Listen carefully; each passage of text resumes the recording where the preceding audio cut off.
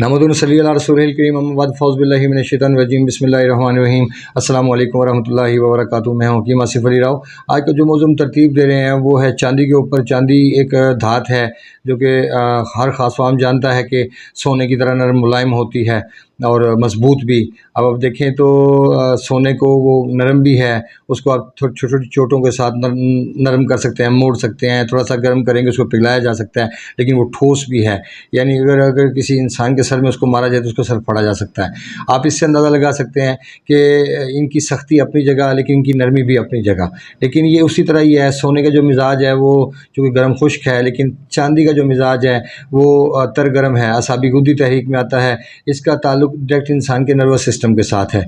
इससे भी बड़े फ़ायदे उठाए जाते हैं, लेकिन ज़्यादातर हम कुश्तों से इज्तनाब करते हैं, लेकिन इज्तनाब करना भी चाहिए। लेकिन अल्लाह ताला ने जो चीज़ें भी पैदा की हैं वो हमारे फ़ायदे के लिए पैदा की हैं। जैसे सोने के बारे में मिसाल ले लें कि सोने का जो इस्तेमाल है वो औरतों के पहनने के लिए किया जाता है, मर्दों के लिए हराम है। लेकिन अगर औरतें के पहनने के साथ साथ देखा जाए तो उसकी अद्वियात भी तैयार होती हैं, लेकिन उन अद्वियात का इस्तेमाल किस वक्त किया जा सकता है ये एक बड़ा अहम सवाल है। क्योंकि ऐसे मार्केट में हमें हज़ारों चीज़ें मिलती हैं, सोने के कुश्ते, चांदी के कुश्ते, सब चीज़ें हमें अवेलेबल होती हैं, लेकिन उनका इस्तेमाल का सही वक्त क्या होता है ये हमें किसी को भी नहीं पता होता। बहुत सारे मौलिज इस बात से आगाह नहीं हैं। और चांदी का इस्तेमाल, चूँकि मैंने तो अल्लाह ताला के बहुत सारे मज़ाहिर देखे हैं ज़िंदगी के अंदर, चांदी के बड़े बड़े फ़ायदे हैं, लेकिन चांदी का इस्तेमाल उस सूरत में किया जा सकता है कि जिस सूरत में जैसे मिसाल के तौर पे पिछले दिनों मुझे एक केस डील करने का मौका मिला जिसमें रतूबात की इंतहा कमी थी, खुश्की की इंतहा ज़्यादती थी, लेकिन पहले उसके जिस्म में हरारत को बेहतर किया गया और फिर उसके बाद रतूबात बढ़ाने के लिए चांदी का इस्तेमाल करवाया गया तो उसकी सीमन वैल्यू डेवलप कर गए।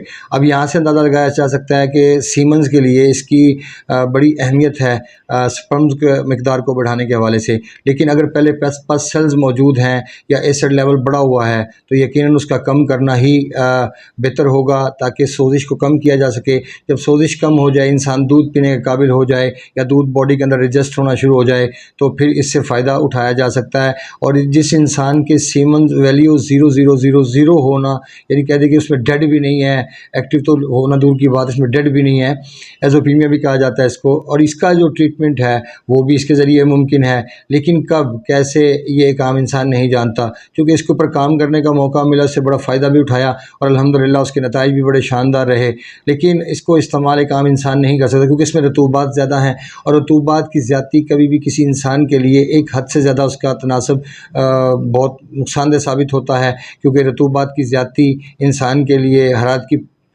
कमी का पेश खैमा साबित होती है, और जब हरारत कम होती है तो यकीनन इससे इंसान की जिस्म के अंदर, ज़िंदगी के अंदर बहुत सारे मसाइल पैदा होते हैं। क्योंकि दिल के पास खून की सप्लाई कम हो जाती है, और जब दिल के पास खून की सप्लाई कम हो जाएगी तो आपकी भूख में प्रॉब्लम का एहसास शुरू हो जाएगा और वहाँ से आपके हाजमे के मसाइल भी डिस्टर्ब होंगे, आप दूसरी जैसी चीज़ें इस्तेमाल नहीं कर सकेंगे और अमसाक भी ऑटोमेटिक ख़त्म होता चला जाएगा। क्योंकि रतूबात की ज़्यादती मादा को पतला करने का बाइस बनती है। जब अगर गुद्दत में तहरीक है, इसमें कोई शक नहीं कि जब हरारत ज़्यादा हो तो उस वक़्त आप एक हद तक मादा को गाढ़ा करने के हवाले से साल मिस्री या आप छोटी इलायची या आप चांदी, इस चीज़ों का इस्तेमाल कर सकते हैं, इस टाइप की चीज़ों का इस्तेमाल कर सकते हैं। माज़रत के साथ, अगर आपके जिस्म में रतूबात बढ़ गई और हरारत कम हो गई तो तब भी आप अपने अमसाक को खो बैठेंगे, और अगर हरारत बढ़ जाती है और रतूबात कम हो जाती हैं तो तब भी आप अपने अमसाक को खो देंगे। लेकिन इसमें आपको ये ख्याल रखना होगा कि अगर आप अपने जिस्म में हरारत बढ़ाना चाहते हैं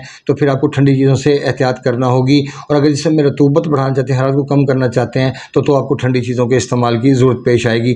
दुनिया में अल्लाह ताला ने कोई भी चीज़ बिना मकसद के पैदा नहीं की, और जब भी आप किसी चीज़ का इस्तेमाल करेंगे, अगर सही जगह पर उसका इस्तेमाल करेंगे तो मैं यकीन से कह सकता हूँ कि उसके 100% नताइज हासिल होते हैं। और अल्लाह ताला ने दुनिया में कोई भी चीज़ बगैर मकसद के पैदा नहीं। जैसे अब सोना चांदी पहनने के काम आते हैं, मर्द के लिए तो वैसे भी पहनना हलाल है अगर वो ज़ाहिरी तौर पे। इसमें एक और चीज़ भी देखी जा सकती है कि अगर हाजमे का निज़ाम ठीक हो, अगर किसी इंसान में सुर्त इंज़ाल का मसला, उसको गैस और कब्ज़ के मसाइल नहीं है, तो वो रात को चांदी को पानी में डाल दे और सुबह उठ के वही पानी उठ के पी ले, से चांदी भी कम नहीं होती और उसके असरात भी बखूबी मिलते हैं। इसी तरह किसी इंसान के जिस्म में अगर वो क़ुव्वत में कमी महसूस करता है तो जो गोल्ड होता है घर में औरतों के पास, वो अच्छी तरह धुला हुआ हो, वो रात को पानी پانی میں ڈال دیں اور صبح اٹھ کے وہی پانی آپ تھوڑا سا نیم گرم کر کے پی لیں۔ سردیاں ہوں تو اس کو گرم کر کے ہی پینا چاہیے، اگر گرمیاں ہوں تو اس کو تازہ حالت میں پیا جا سکتا ہے، لیکن سردیاں ہیں تو اس کو گرم کر کے پئیں تو اس کے نتائج دیکھیں کیا نکلتے ہیں۔